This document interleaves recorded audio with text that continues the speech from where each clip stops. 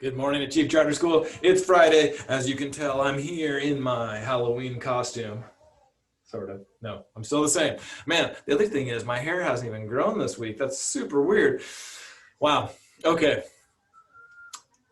It's our last day talking about resilience for this week. It's also Halloween.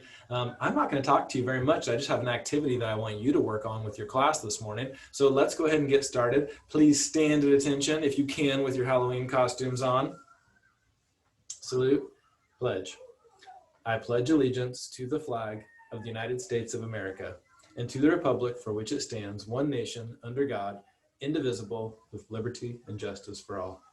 I'll give you a few seconds to find your seat because you probably have a weird costume to deal with.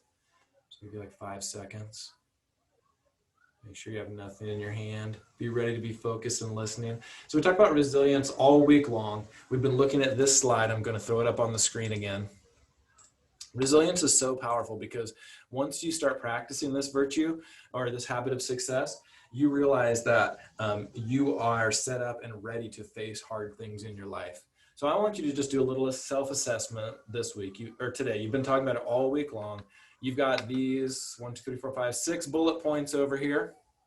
Different things about resilience, what resilience can look like.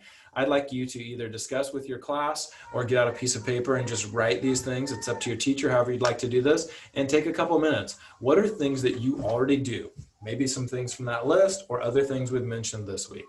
What do I do now? And then what am I going to practice? So, like I said, that can be a conversation with you and your teachers, or you can write about it. Teacher's choice today, so don't give them a hard time. And then put a few minutes into this. What do I do now? And what will I practice about resilience?